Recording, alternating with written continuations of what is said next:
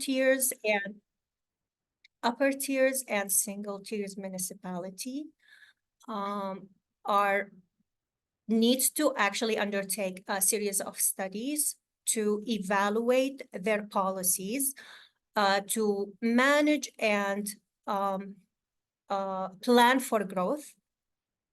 So this process is typically, with this process, we typically go undertake a few studies to allocate all the growth numbers when it comes to population and employment needs.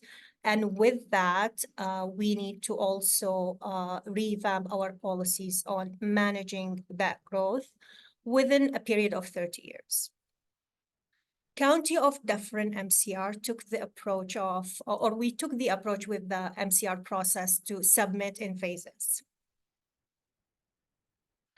Phase 1 was targeted to specifically the land need assessment data, where we allocated population and employment needs and allocation. Phase number 2 was specifically targeted to updating maps and schedule of the OP policy. So those maps are where the settlement areas are expanded, where the employment designation, if there was any new, any new. And then we refined the prime agriculture areas, and we also took a look at the natural heritage system to make sure that is brought up to conformity with the provincial plans. Phase 3, which where we are right now, it's specifically targeted to the policy context. So that's the policy text on how we manage all of this growth and how we administrate the development within the county and its municipalities. The way that MCR, upper tier and single tier MCR works is that the Minister of Municipal Affairs and Housing is the approval authority. So we usually submit our work to the ministry for review. Typically, the ministry will take 120 days to review and forward any comments if they have, if we need to change it or update it or just add, something to our submission. However, council can choose to adopt the OP or the amended OP the way it is, even though that we are still waiting on the minister or on the ministry comments. So, and that what Dufferin County choose to do. So these are the dates that we actually submitted and adopted OPA number 2 and 3, which is phase 1 and 2.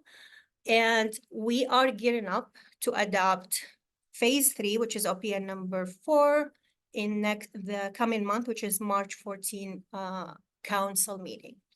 That will be, we will have a public meeting before council, before we go and adopt it. There is also, after we send just an FYI, after we send the adopted OP to the ministry, they actually undertake another round of stakeholder engagement where all the information are posted on the ERO and everybody can go and comment on it.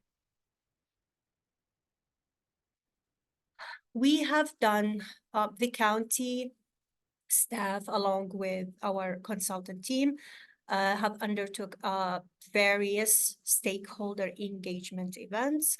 Some of them were virtual, like this one, and some were in person, where everybody had the opportunity to come in and ask questions, attend the presentation, and especially for the meeting that we had earlier last year for phase 2, which is where we presented schedules and maps.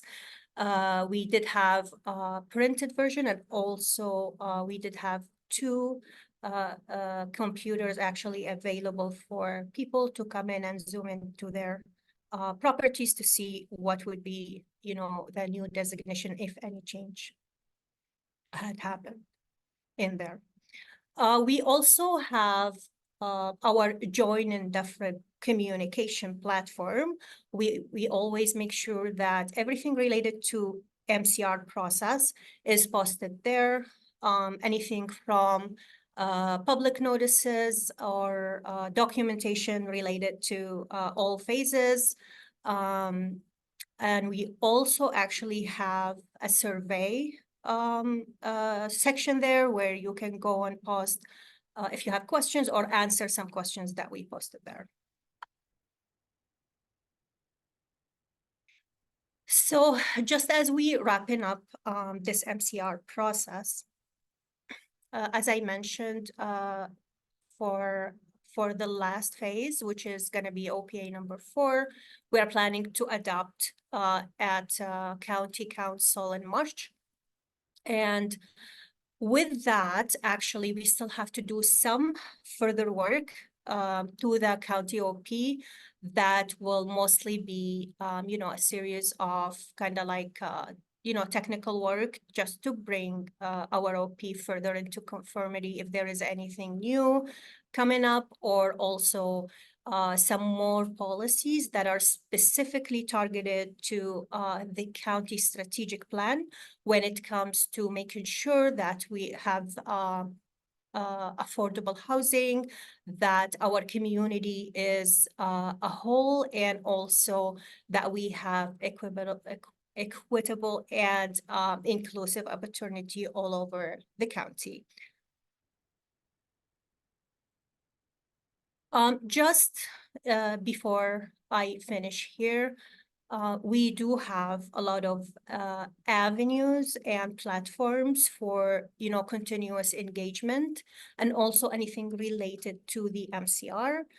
Again, as I mentioned, join and different is where you can go and find everything, regarding the MCR work. And also you have where you see tell us what you think is where you can actually go and post, your thoughts about the process or any questions you have about the amendment. And also where you see how to get involved is where you can see information about how to get in touch with us.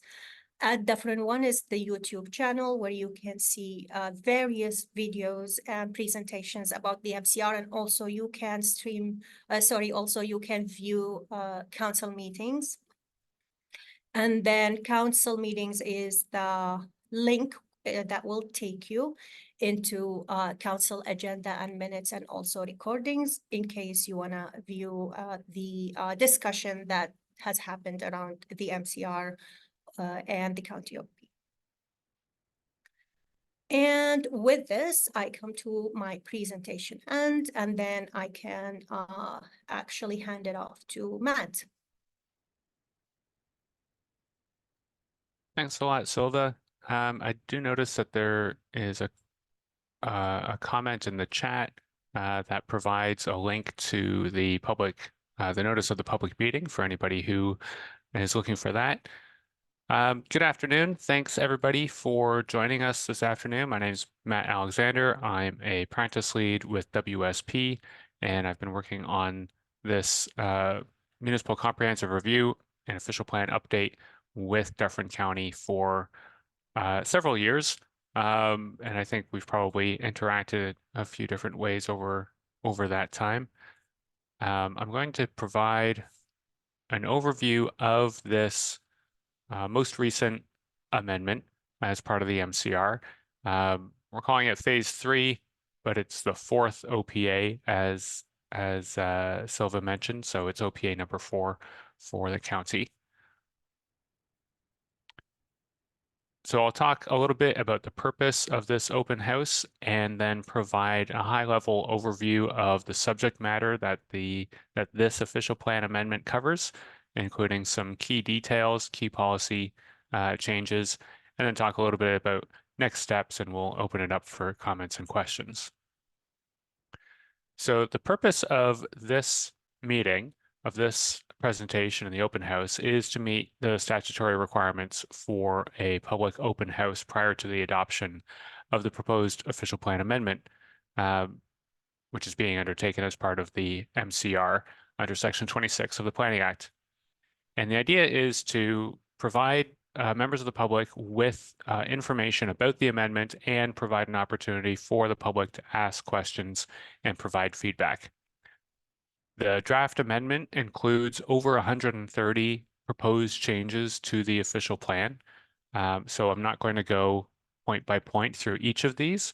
Some of them are, actually we'll talk about it in a minute, but some of them are changes to terminology. So if we count all of that up, that adds up to a lot.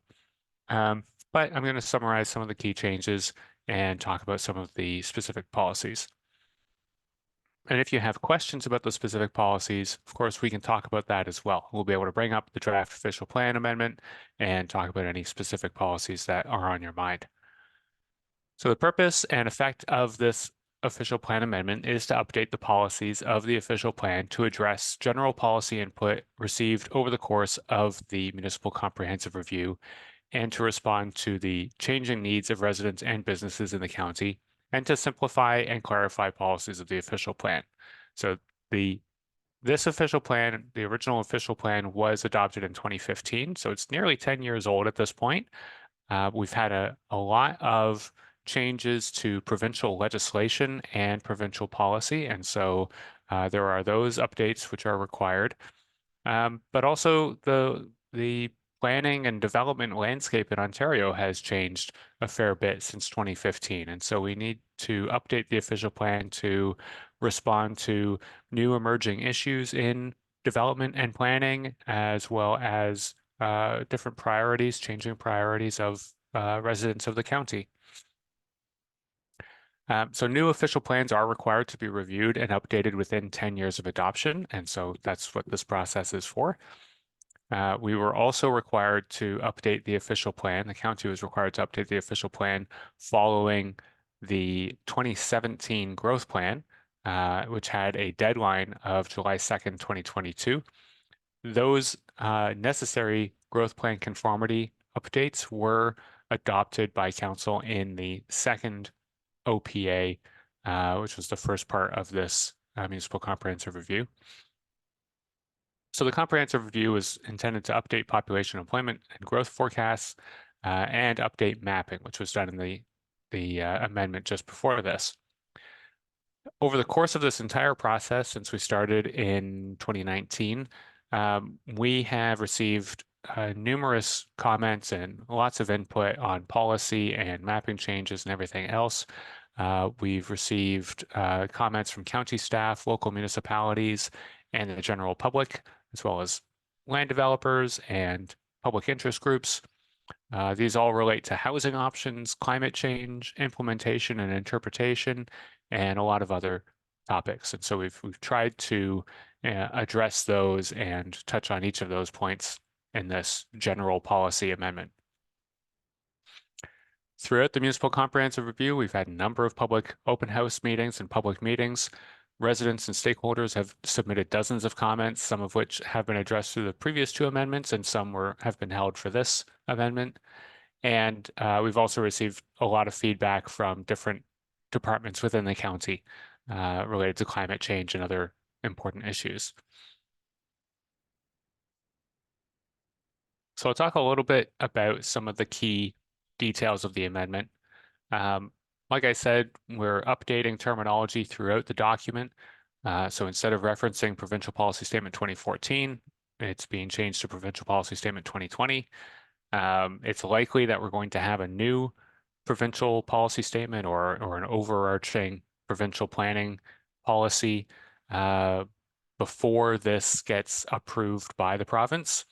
They'll be able to update that terminology as they see fit when they make that decision. We've changed secondary dwelling units to additional residential units to match the language in the Planning Act. We'll talk a little bit about the policies related to that, but essentially calling them secondary suggests that there's maybe one additional dwelling unit, but the policy allows more than one. And we've changed special needs housing to supportive housing to be more inclusive of all kinds of housing that provides supports for residents, such as meal preparation, housekeeping, and other things. We've added new goals and objectives related to climate change, as well as a new policy stating that the county or local municipalities may enact green development standards. And this is what those changes look like. So in section 114, the purpose of the plan, it includes integrate climate change considerations in planning and managing growth to effectively mitigate greenhouse gas emissions and strengthen the county's resilience in adapting to the evolving climate. We've also added other references to climate change where it's appropriate throughout the official plan. But this one in particular, this section is really about setting the stage for the policies and also providing some guidance for when amendments to the county plan are considered, and guidance for local municipalities when they're updating their official plans or considering development applications. You know, does it help? Does the planning decision in front of them help integrate climate change considerations in planning? The other policy related to green development standards is in 391. The county or local municipalities may establish green development standards. And what these are sort of urban design standards or certain benchmarks that municipalities can ask developers to hit.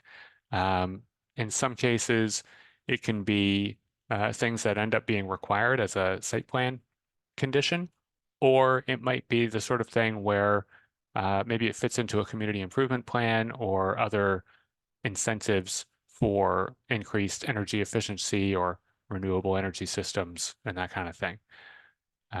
It's a way to try to make new buildings, new development more sustainable and have less of a negative impact on the environment. We've updated the settlement area expansion and adjustment policies to clarify process and requirements to be consistent with the PPS 2020.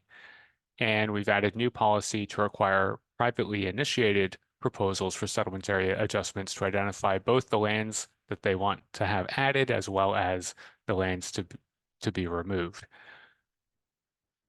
And so there's standard conditions for consistency with the provincial policy statement when it relates to settlement area adjustments, but we've asked or we've proposed to add a criteria here in point G that privately initiated settlement area adjustments must identify lands to be added as well as those to be removed. And the idea there is to ensure that the county and the local municipalities aren't flooded with requests to add to a settlement area on the basis of removing certain lands from the settlement area if the applicant doesn't actually have any lands to remove this from the settlement area. It's obviously a big ask for a private developer to suggest that some other property should be removed if they don't actually own that property. And so this seems like a reasonable criteria to add to this policy. Under the housing section, we reviewed the official plan and we've identified a number of policies that state things like intensification shall respect the character of the existing neighborhood. And the way that that ends up getting implemented is with zoning bylaw requirements that codify the existing density, the existing height, the existing massing. But the way that people read this policy is to think that anything that's different from the existing development shouldn't be approved, or it gets interpreted by members of the public as a rental development has a different character from single detached homes, and therefore it shouldn't be permitted. And so character is one of these ambiguous planning terms that means different things to different people and can often frustrate and prevent the kind of change that's needed to provide housing for the people who are coming to a municipality. So instead of talking about preserving character, when we talk about reflecting the height, density, or massing of the area, or we'll show some examples in a minute, but that's the general idea. The updates to the additional residential unit policies, these allow up to 3 units to be located on a single property. That would mean the house that's on the property, a basement apartment in the house, and a third rental unit that could be located either in the house or in an accessory building. And this is in keeping with direction in the Planning Act. All of that would be subject to existing servicing requirements and other property standards. And then we've updated some policies to strengthen the complete communities policies to provide for a mix of compatible land uses within close proximity to each other. And that can include things like neighborhood commercial uses and that sort of thing. So here's a couple of examples of where we've proposed to remove the word character and replace it with something more easily defined and more universally understood. So under the section related to community settlement areas, which are the smaller municipalities, small villages and rural hamlets, we're proposing that the policies say community settlement areas will maintain a rural settlement scale and evolve as service and residential centers for their surrounding countryside areas where appropriate. And the reason for that proposed change is that when you talk about rural settlement character, that can sometimes mean home ownership or like small houses, but not the kind of commercial uses that have apartments above, even though that would fit in and help support the commercial businesses in the villages and hamlets. And so we just don't want people to latch on to that word character and think that it means just about anything that they like. And then in the intensification section, we're proposing policy that says that local municipalities will develop and implement policies and strategies to phase in and achieve intensification targets, including identifying intensification areas which provide appropriate locations and local municipal official plan policies for achieving the intensification targets, including the appropriate type, scale, and density of development in the intensification area. Because once again, character is not something that is easily defined, and it means something different to just about everybody who thinks of it.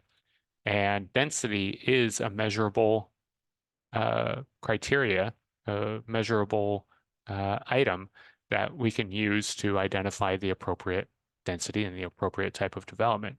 And so that's why we've chosen to make those changes. For the additional residential unit policies, you can see here what the policy ends up reading as. We made a lot of significant changes to this, identified by these red lines along the side through the track changes in Microsoft Word.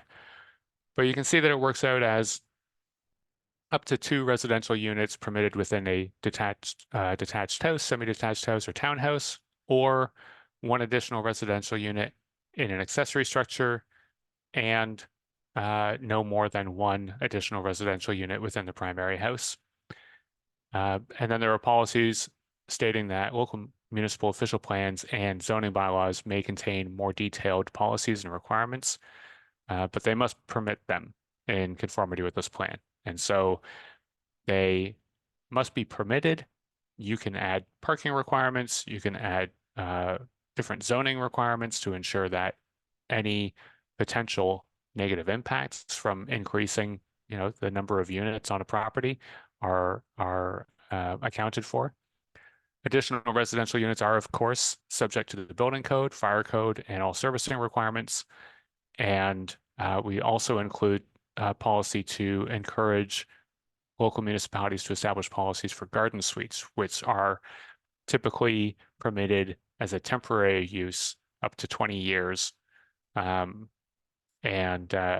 sometimes the difference between an additional residential unit in an accessory building versus a garden suite can be kind of blurred. And so we're encouraging local municipalities to clarify that.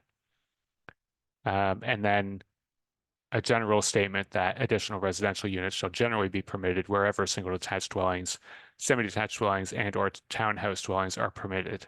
So that would include urban serviced areas as well as the smaller villages and hamlets and on agricultural properties. All, of course, as I mentioned, subject to whether they can be serviced and any other applicable policies for the property. And here are the policies. Here is a policy related to complete communities, where we talk about safe and attractive neighborhoods that contribute to the overall community health of the county. Complete communities provide access to all of the needs of everyday life and support a greater sense of community safety and well-being by encouraging more public activity and help achieve climate change goals by supporting active transportation and transit.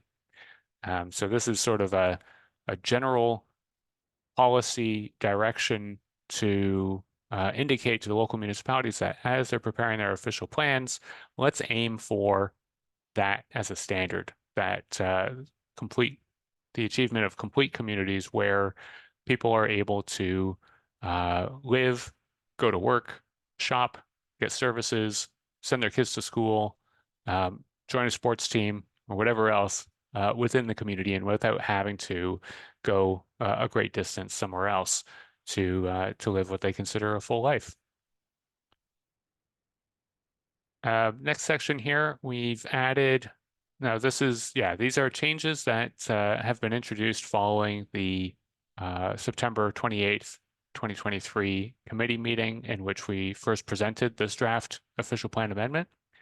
So following that meeting, we have added a draft policy to streamline applications and review for new telecommunications infrastructure. And specifically, it's a policy for the county to establish a review protocol to help review to help streamline the review of applications.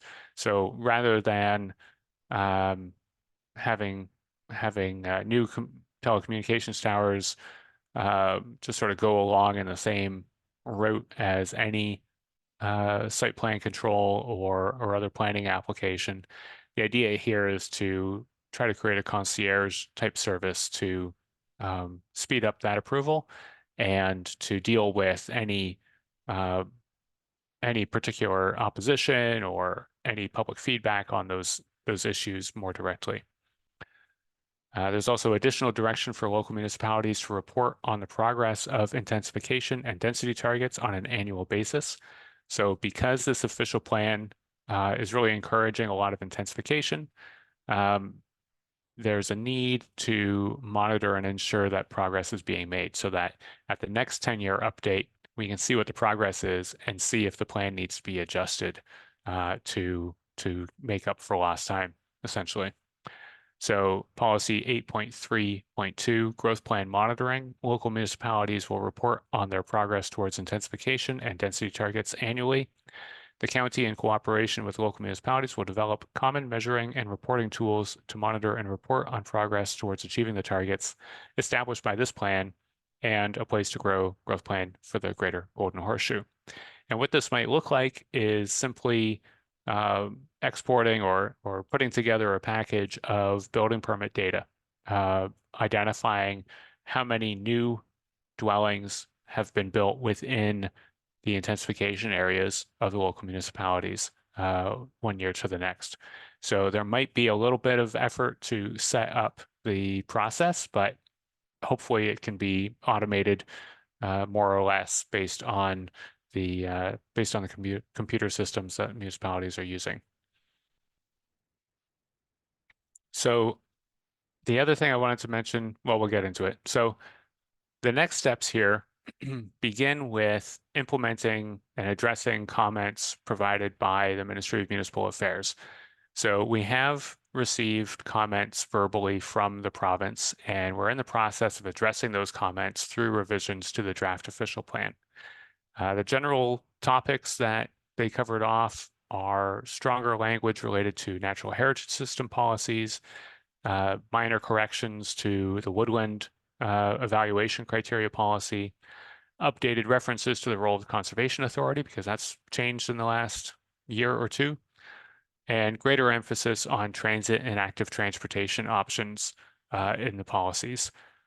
And then since those changes are still coming, we will be providing a new revised official plan prior to the statutory public meeting and adoption of the official plan. As I said, there were a number of comments. Some of them are pretty high level, and we will be addressing those to the best of our ability. Residents can submit comments. Residents and anybody with an interest on the official plan can submit written comments at any time prior to the adoption of the amendment. So based on the current version of the draft, you can review that and provide comments. And anybody who provides a comment or a question should be added to a mailing list so that you can be notified when the revised draft is available. And then you can focus in on the specific changes and provide your comments on that as well. So based on the feedback that we received from the public and the province and other stakeholders, final draft will be prepared and presented at a statutory public meeting. And then the final revisions will be made as necessary prior to the adoption by County Council. And Council has, now we're going to be presenting the final draft of the official plan amendment to County Council. Council then will consider that and they can adopt it as recommended. They could pass resolutions or motions to change certain policies if that's their desire. And then once it's adopted, as Silva mentioned, it goes to the province. They'll review it again and they will make a decision, which could include changes to ensure conformity and consistency with applicable planning policies at the provincial level. And once it's approved once the province has made a decision on this, because the decision maker is the minister, there won't be any ability to appeal. And that's why it's important to get your comments in now so that we can consider any changes that would be desirable and provide the opportunity to make those changes before it's adopted. And that is the end of my presentation, so we can move into comments and questions. Yeah. Sorry, Matt, maybe before we move, just one question. So if you can just walk us through, what does that mean for the local municipalities once we have our policy update amended or in place? Sure. So once the province issues their decision on the county's official plan amendment, and I have a feeling that because we haven't received a decision on any of the amendments on the MCR yet. So I have a feeling that they'll be looking at all three of these at the same time, essentially, and hopefully we'll issue one decision or, three decisions at the same time. Once this official plan has been updated and all of the amendments are in effect, then the local municipalities are required to update their official plans when they do their review in order to conform with the county official plan. And through that process, there are opportunities to be more specific or to provide additional direction to address sort of more local issues on these policies and specific circumstances and address specific circumstances. And then once their official plan is approved and in effect, then they will update their zoning bylaw. And the zoning bylaw is going to be the more detailed ground level specifications on what's permitted and what the development requirements are for different types of development in each municipality. Is that what you were thinking of? Thanks, Matt. Yes, absolutely. Okay, great. Just again, a reminder, please make sure that you identify yourself and use the Q&A tab for any questions that you would like to be answered. Thank you. And it looks like we have one question here. Okay, I'm just going to read it then. So it says, how come landowners for development can get answers to changes, but agricultural and rural landowners have no say where the natural heritage system goes? So that's not exactly correct. All residents, all property owners in Dufferin County have been invited to participate in this process since 2019. The natural heritage system mapping has gone through a process of trying to identify uh, the boundaries for significant natural heritage features throughout the county, as well as the identification of a natural heritage system, which is sort of that broader connection of broader system of natural areas that that exist in the county. Now we've gone through a lot of consultation and work with the local municipalities to ensure that the mapping at the county level reflects their desired mapping as well. And so where more detailed mapping exists, or where local municipalities have done more detailed studies, we've tried to reflect that mapping in this official plan.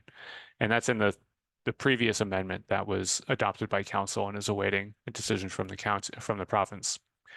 The thing to keep in mind with this is that for agricultural properties specifically, agricultural uses are generally exempt from the policies of the provincial policy statement and the county, where it says that you need to get an environmental impact assessment before you do agricultural development.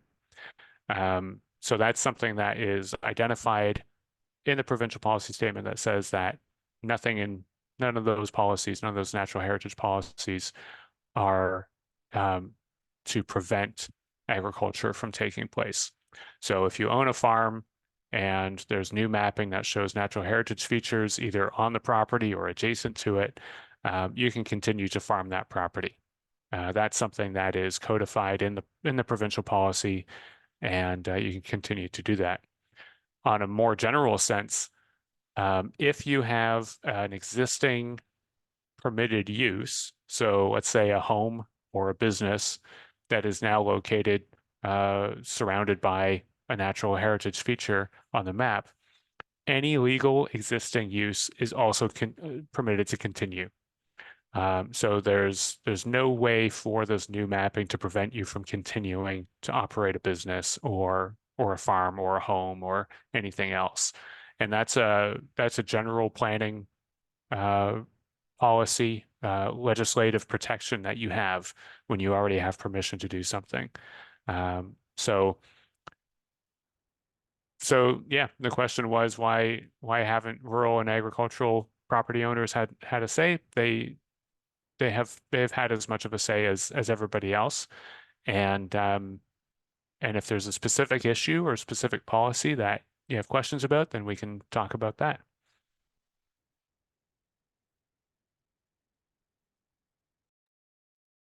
All right, I think it's just a follow-up comment, I would say.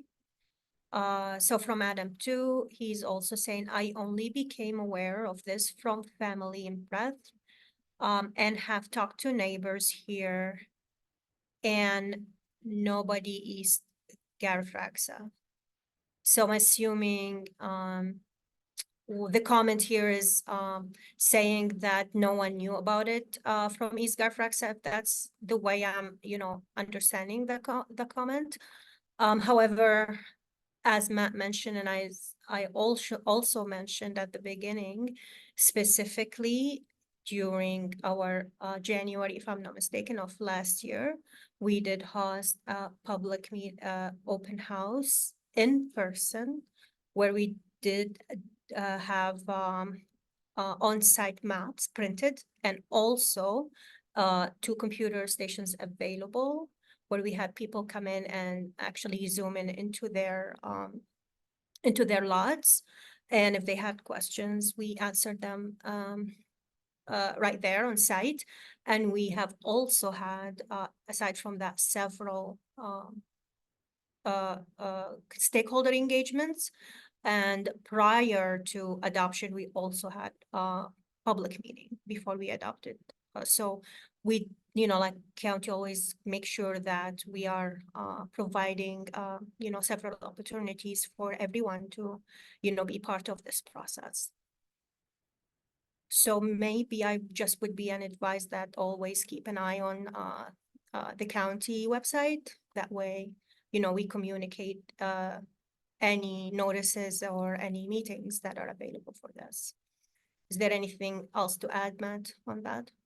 Well, it's just that, it's there's tens of thousands of people in Dufferin County. We do what we can to try to publicize that this process is taking place, but it's not possible to get every individual to become aware and understand what's being proposed. So we do a series of different meetings, public meetings like this, as well as updates to county council. County council members have the opportunity to share information through their lines of communication as well. And so it's there's always a chance that people don't get the message, don't hear about it before changes are made. But in this case, we do have this official plan amendment that's still in process. And so if there's a concern that the policies that are being proposed uh, aren't entirely clear, or we're not communicating what the intent or the effect of the policies are, then we can try to clarify that. Um, and so we'd appreciate if you have questions or comments and concerns about this, then you can write in, say exactly which policies are of concern or are unclear, and then we can try to clarify that and answer any questions for you as well.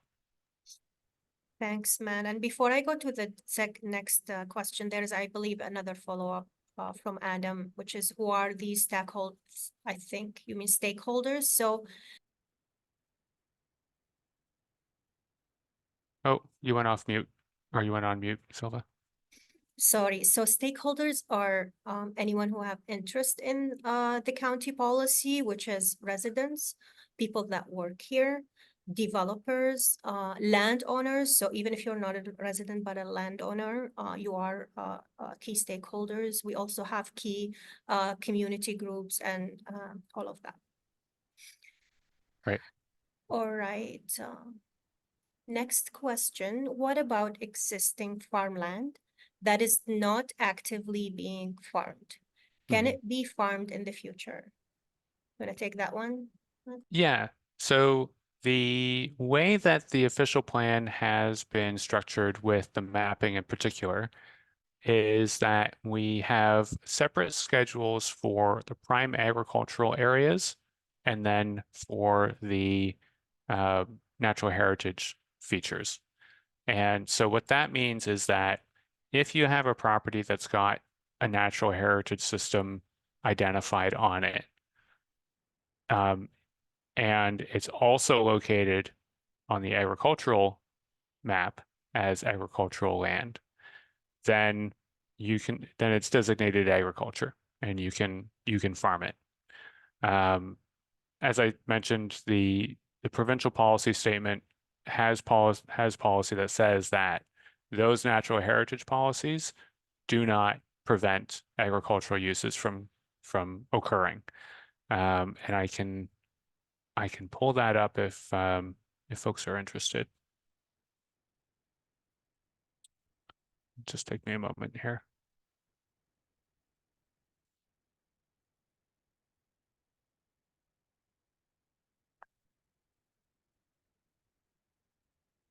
So it's in section 2 of the provincial policy statement.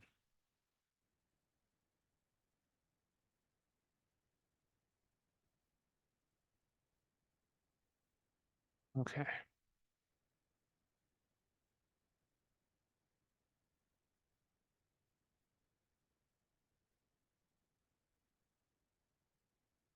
So section 2, I'm just going to scroll to the top of this, natural heritage. So this is where we talk about protecting natural heritage features for the long term. It requires that natural heritage systems be identified, and it specifies ecoregions 6E and 7E, so that covers Dufferin County. And then these are the specific policies that state that development and site alteration are not permitted in significant wetlands or significant coastal wetlands. And the next part talks about significant woodlands, valley lands, significant wildlife habitat, and areas of natural and scientific interest. And that says that new development and site alteration is not permitted unless it's demonstrated that there's no negative impact. So through an ecological site assessment, you would determine whether or not you're actually proposing development within or adjacent to one of these features. And then through an environmental impact study, you would demonstrate whether or not there's a negative impact on those features. And if there isn't, then it can be permitted. If it is, then the planning authority, either the municipality or the county, would encourage you to find another location for your particular development.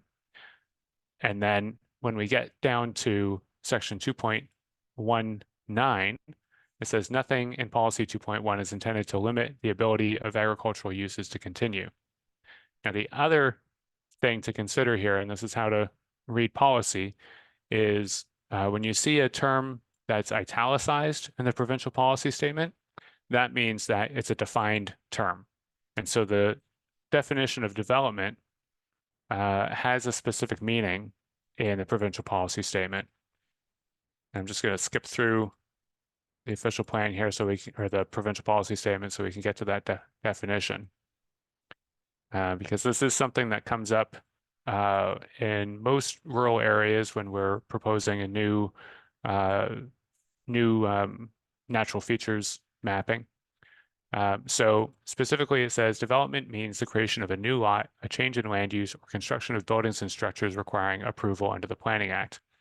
And that is all very key. So if you're not interested in subdividing your property, that is creation of a new lot. If you're not interested in changing from a farm to a different land use, that's what a change in land use would be.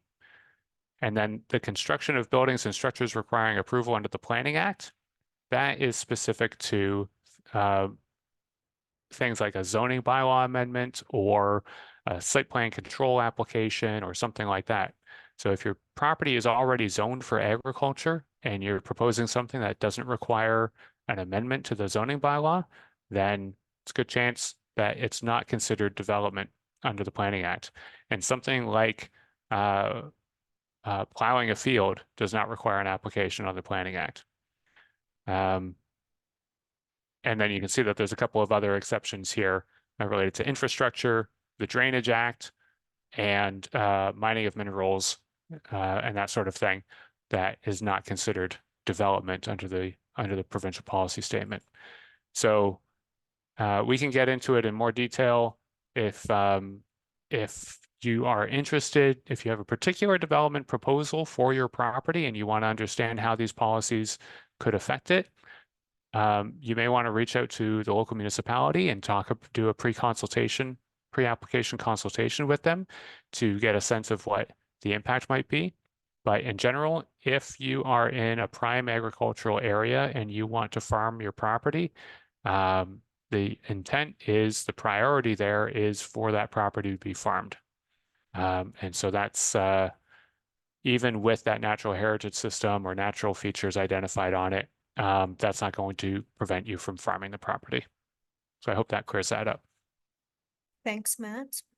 And also from DW, as an additional landowner who also was not aware of these changes until now, please clarify the process of officially oppose some of the proposal changes, and specifically who we should be communicating these to. So I'm just gonna start for the first half, Matt, or like for the first part of this question. So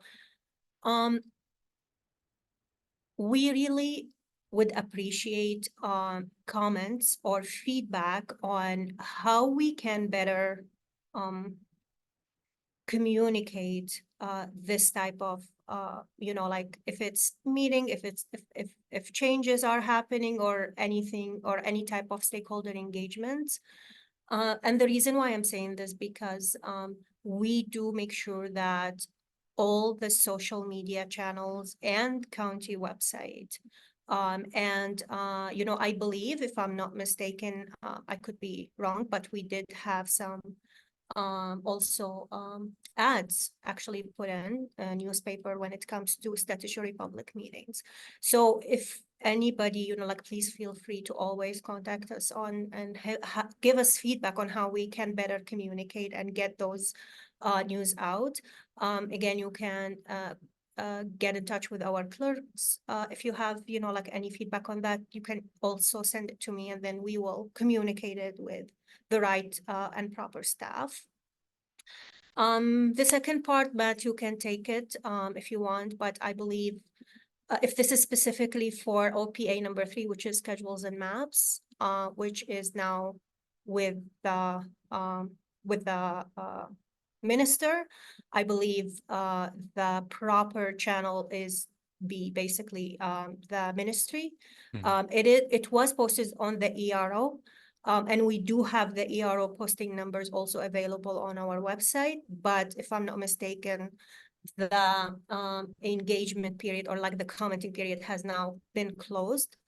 But again, Matt, if you have anything. Yeah. So as Silva mentioned, this is what we're currently talking about today is the third amendment that's related to the Municipal Comprehensive Review.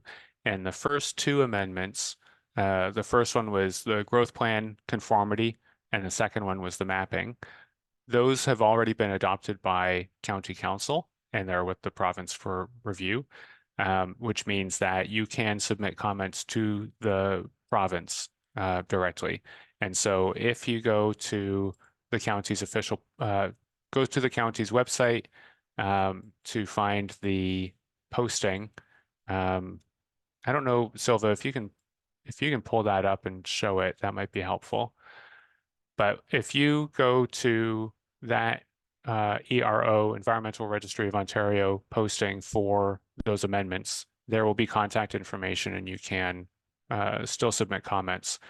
Their formal commenting period is over, but I think you could still send an email to somebody. I think it might have individual contact information there. As for this official plan amendment related to the general policies, like I said, you can submit comments at any time. And if you are interested in seeing some changes made to the policy, then let us know what changes you would like to see. If the final draft is headed to County Council and you're still not happy with it, or really at any time, you can also engage with your County Council representative and provide your comments to them. As I said, we'll be presenting our recommendation to County Council for adoption, but council members also have the ability to make motions to change what the official plan is going to say. So you have that opportunity as well. Thanks, Matt. The next one is from Adam. So the first commenter. I fall in the rural land and farm there. So are my existing farm practice going to be prohibited? No, There you go. simple as that. So if you're in the rural area and not the prime agricultural area, but you farm on that rural land, that's an existing legal use, and you can continue to farm that land, even if it has a natural heritage feature shown on it or adjacent lands to a natural heritage feature, you can continue to farm. Thanks, Matt. And then again from DW, my personal opinion, many landowners do not spend significant time online or social media, but we all receive tax bills. A notice should be mailed directly to affected landowners, same as tax bill. So thanks. We will, again, like all those comments and questions here, it will be communicated as a, public record. So if there will be any follow back on this, but again, thanks for the suggestion. I don't see any further questions. Rebecca, we don't have anything, right? I don't see anything. Okay, so there are no further open questions. I believe if there is nothing else, I will be sending, I think Matthew asked me to send the ERO numbers, right? Well, I was going to see if we could pull it up on the county's website so that we can show people where it's Oh, join and located. deferent, you mean? Join and deferent? Hmm. Okay, I can do that. I can definitely do that. All right, so here is what I do. I'll share my screen.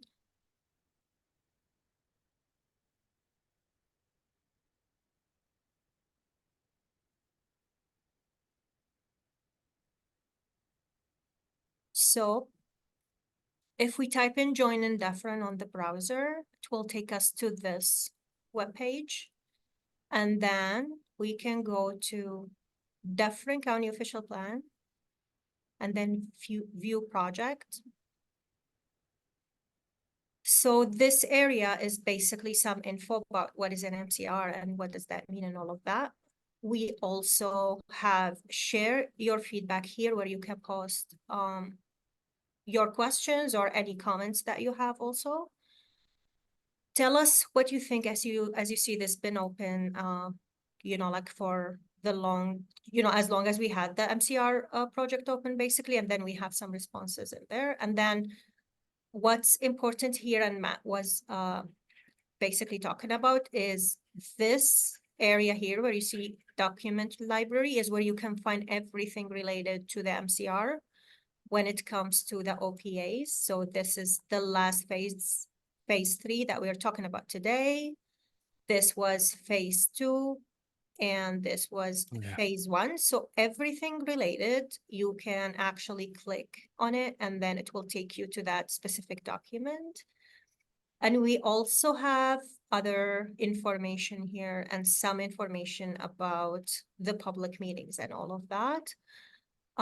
We also have in this area, you can actually go and view presentations about specific policies that we're also looking to introduce. Silva, can you scroll back up to, let's say, phase 2? Yes. And then just click on the ERO link. So you can see there where it says phase 2, and then there's a link for this page on the provincial website.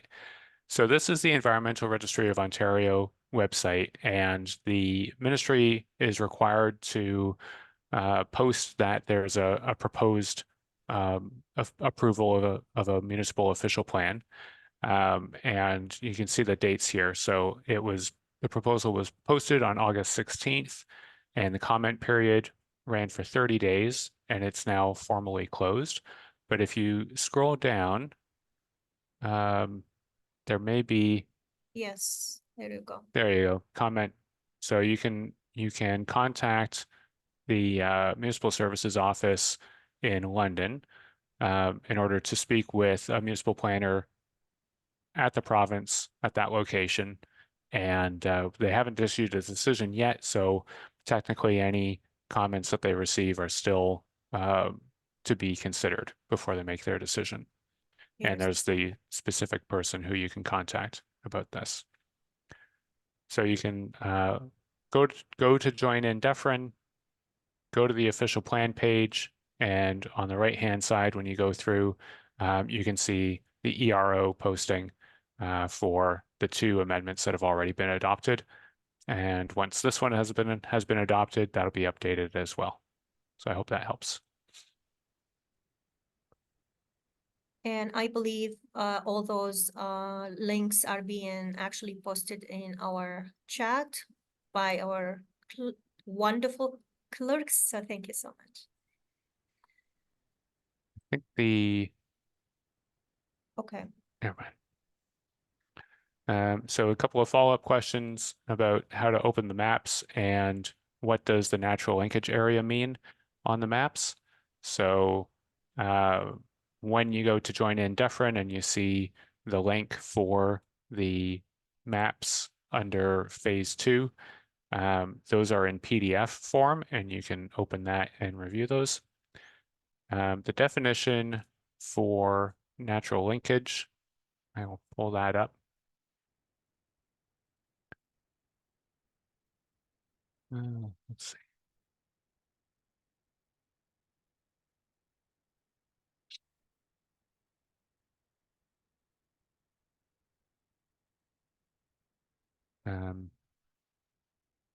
In general terms, a linkage is an area that is in between specific features like wildlife habitat or wetlands or woodlands. And the idea there is that wildlife and plant species are likely to proliferate along there. So these are going to be areas where wildlife moves between specific features and that kind of thing. And so if we were to say build a highway right through there or an apartment building or something, that's going to disrupt that wildlife path. So that's what it talks about. The natural heritage system is defined in the official plan. It's defined in the provincial policy statement. It means a system made up of natural heritage features and areas, as well as linkages, intended to provide connectivity and support natural processes which are necessary to maintain biological and geological diversity. And I don't know if there is a specific definition for what linkages mean, but the policies there related to natural heritage system are what really count. Yes, you can farm on a natural linkage area. So as I mentioned, none of the mapping of the natural features in the official plan prevents you from farming your land. Thanks, Matt. And I'm just gonna share my screen and just to answer how to open your maps.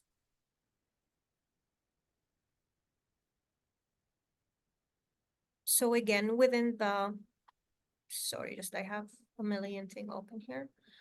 Within join in Defrin. So if you go under document library and go to phase 2, these are the schedules and maps right here. So you just click on it and it will come up.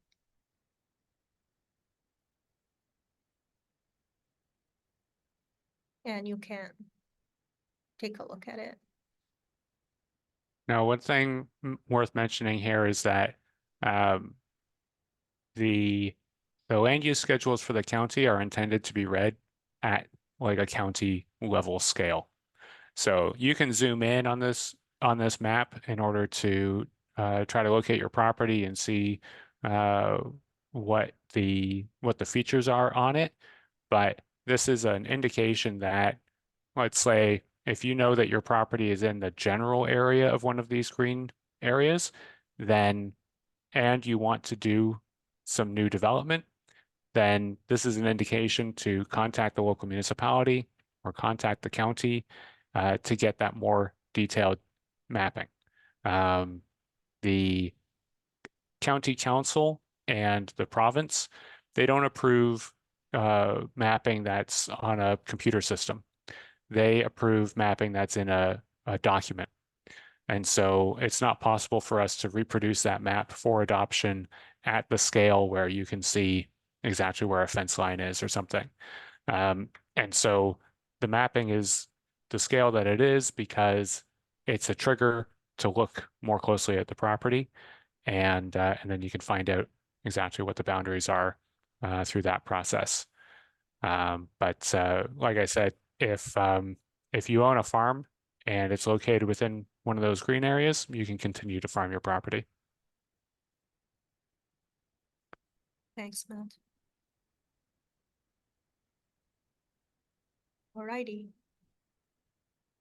Anything else? I don't see anything in the Q&A. Oh, actually, no. Okay. I don't think we need to respond to those questions. Okay. Actually, sorry, the first one. So can you demolish and rebuild a larger home in the natural heritage area? Within reason, essentially. So if you own a home and you want to tear it down and build the exact same footprint, there wouldn't be anything preventing that from happening. You are within the existing zoning and you would be able to do that. If you wanted to add to the floor area vertically with an extra floor, that would likely not have an additional impact on the natural features that are nearby. If you wanted to add horizontally, but in the direction away from a natural feature that's adjacent, then you would probably be able to do that. If you wanted to increase the developed area of a natural feature, then you need to go through an assessment to show that you're not going to have a negative impact on that natural feature.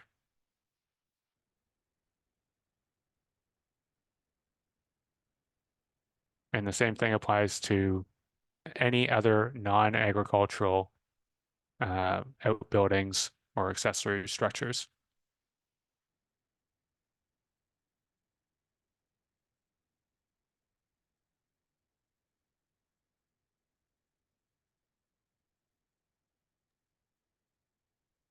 Thanks for your question, Derek. I hope that clarifies things. And I know that the official plan policies are written in a way that is not necessarily user-friendly, but it is a technical planning document intended for interpretation and implementation by planners. So if you have a specific development request or an interest in developing your property, the best way to start is by reaching out to your local municipality and speaking with your local planner to find out what policies and zoning apply. And then from there, if there's a number of processes that you have to go through, I highly recommend hiring a professional planner to help with that process. If it's the sort of thing where it's going to be a major investment that you hope to make some money off of, then it is absolutely worth it to hire a planner and get professional advice on how to go through the process. So thanks a lot to everybody for participating and joining us this afternoon. I'm not sure if there's anything else that you want to cover off, Silva. No, not at all. Thanks, everyone. Again, we appreciate your passion and, we really like to get those feedbacks and comments from you always. We do have our clerks actually did put their email, the general email there for any further communication or questions. And our public meeting is coming up in March next month, sorry, before the council meeting. It will be in person and we will communicate that. Again, I believe you do have those information up in posted in the chat. And well, again, thanks everyone. Happy Valentine and have yourself a very lovely afternoon. Thank you. Thanks.